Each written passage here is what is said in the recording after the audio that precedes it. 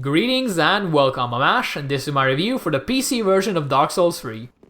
Ever since I got my hands on Dark Souls 3, I was simply transfixed. All of my waking hours have been spent in an endless pursuit of souls to feed my boundless hunger for fancy new weapons, and despite praising the sun, I don't remember the last time I've seen it. I have become something unlike the hollows that roam the land, utterly consumed by Dark Souls 3. At this point, it's fairly well known that Dark Souls 3 is good, but I don't think simply good does it justice, given that I am currently thinking long and hard on whether Dark Souls 1 is still my favorite game of all time. So what exactly makes Dark Souls 3 so compelling, and how does it match up against the entirety of the extended Souls family? The first thing one will notice with Dark Souls 3 is that it's an evolution of all the concepts found in previous games, with the biggest influence coming from Bloodborne. What with the numerous dilapidated hamlets, dirty villages driven mad by things far beyond their understanding, and a constant oppressive aura that spreads throughout the majority of locations. The combat is another good example, as Dark Souls 3 is much faster than Dark Souls 1 and 2, especially when it comes to dodge rolling and enemy attacks. In a bit of a controversial, but to me very welcome change, you can now achieve the fastest level of dodge rolling at 70% equipment load, which means you are able to sport whatever look you want to and still have actual mobility in combat.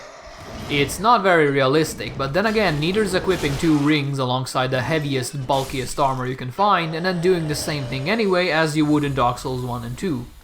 On the other hand, there should be very little controversy about the combat itself, as it has been sped up in all the right areas while still maintaining that slow, methodical feeling we've all come to love about Dark Souls. You might feel invincible with your speedy dodge roll, improved character handling, and overall better combat mechanics, but when it comes to the enemies, they are the finest monstrosities Lothric could provide, each one capable of ending your over-enthusiastic life at the flick of a knife. The enemies are much faster than in previous games, and for the most part a lot smarter as well, though they still seem to have issues with grasping the concept of doors and will often get stuck jogging in place for a couple of seconds.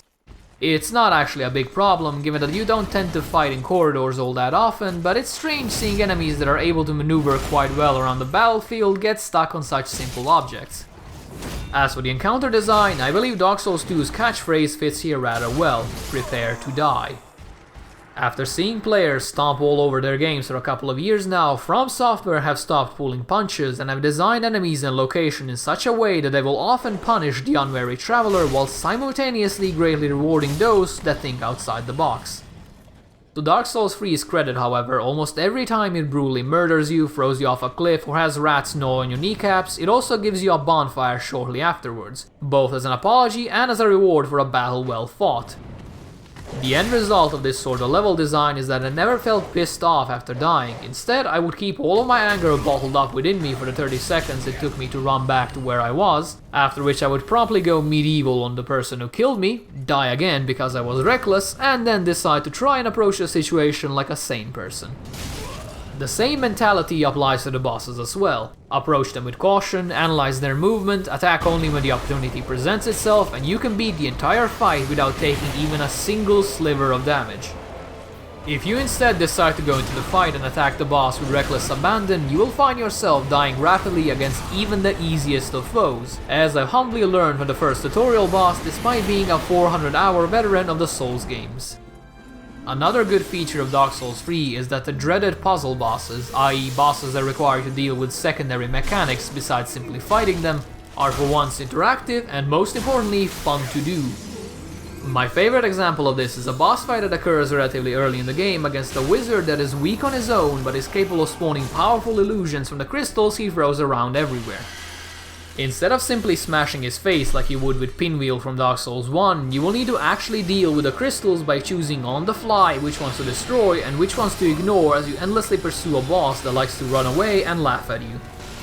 It's a simple concept that you will grasp almost instantly, but the execution can be quite tricky as you will end up in a world of hurt if you allow illusions to encircle you due to poor crystal management. After you finally defeat the boss and fumble through the gesture system in search of Jump for Joy, you'll probably want to head back home and spend all of those delicious souls and maybe even relax on the cool darkness of the Firelink shrine. You can explore the rooftops in search of secrets and loot, head over to good old Andre and upgrade your equipment, or engage in a spot of jolly conversation with the various characters that now inhabit the place. Much like the characters in Demon's Souls, the Souls game that started this trend, the people you meet in the shrine have their own issues to deal with, losses to mourn, and objectives to complete. Some of which are potentially lethal depending on the decisions you make, though I obviously won't tell you more than this, because where's the fun in that? What I will tell you is that everybody's favorite rat bastard, Trusty Patches, returns once again with his ill-fated attempts at murdering you, and equally pathetic excuses once caught. Despite hating his guts, it was nice to see a familiar face, alongside one other bulbous knight. While in the shrine, you'll be able to grab yourself a couple of items that enable multiplayer, both the cooperative and stab people in the face kind.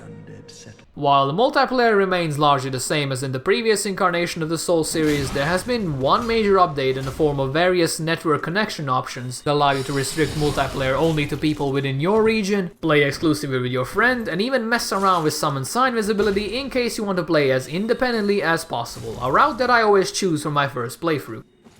While only slightly related to true PvP, the NPC invaders you'll meet during your travels through Lothric can be learning from that one douchebag in Dark Souls 2's Ivory King DLC, and are far more cunning than the rabble you might meet in Dark Souls 1. My favorite example is the mage that invades you during your travels through the forest, an NPC that is so spell happy and cowardly that I genuinely thought he was a real person until the very end. Not all of them are like this, thank goodness, but the ones that are will make your exploration just a bit more interesting. Speaking of exploration, the open-ended levels from Dark Souls 1 and Bloodborne are back with a vengeance. There are secrets and side areas almost everywhere, so much so that despite considering myself an obsessively thorough explorer, I managed to completely miss one boss. A fact that a friend of mine who never even touched Dark Souls 3 pointed out to me when he noticed a hillside path I completely glossed over. Worst of all, for my sanity, I found exactly one secret wall, which is just enough to let me know that they exist, and that I've missed who knows how many. The only real critique I can level against Dark Souls 3 in the exploration aspect is that it does the whole interconnected world business slightly worse than Dark Souls 1. There's still shortcuts that lead you back to bonfires you visited hours ago, which is always an excellent "oh, I'm here" moment. But there are scarcely few ways to tackle areas out of order, one of my favorite features of Dark Souls 1. The final thing I wanted to point out is that Dark Souls 3 is an absolutely gorgeous game. Ever since the Souls series rid itself the shackles of ancient consoles, the visuals have soared. There's more wide open areas, textures are cleaner, character and armor models are far more detailed, and the lighting system from Dark Souls 2 is back and better than ever, though I still haven't discovered an area that absolutely requires a torch. To top it all off, the PC performance is also excellent across the board, details on which you can read and watch in my PC analysis found here. Long story short, if you have a mid-range gaming PC, you should have no trouble playing Dark Souls 3 on high with FPS still hovering around 60. Do bear in mind, however, that some areas are quite taxing on the CPU, so if you're running an old model, you might run into some FPS drops during the busier sections, but should otherwise be okay. If you're worried about not being able to run Dark Souls 3, make sure to use the fact that you can demo a game on Steam for 2 hours in order to test it out. The tutorial sports some lovely vistas with a lot of things going on at once, so it should be a good way of testing your rig. Dark Souls 3 is a masterpiece, and I don't use those words lightly, especially since it's currently fighting with my darling Dark Souls 1 for the lofty position of my favorite game. It sports an impressive variety of weapons, an equally baffling amount of enemies, brilliant atmosphere and passive world building, excellent level design, and most importantly, it manages to do all of that while being absolutely massive in size. I'm not exaggerating that last part. I've spent over 20 hours with Dark Souls 3 this week, and yet I still don't feel like I'm nearing the end. The challenges and bosses just keep piling on. So rather than give you a generic recommendation, allow me to simply say this. As soon as I edit this review, I'm going to go back and beat the living daylight out of the bloody knight that has managed to best me over a dozen times now. Because as everyone knows, if you don't beat someone at first, you keep throwing bodies at them until you do. Thank you guys for listening, and if you enjoyed this, or even if you didn't, please do let me know, and if you would like to see more, you can either subscribe here, or you can check out the website link down below. That one tends to be updated a bit more frequently. With all of that said, I hope you guys have a nice day, and I will see you soon. See ya!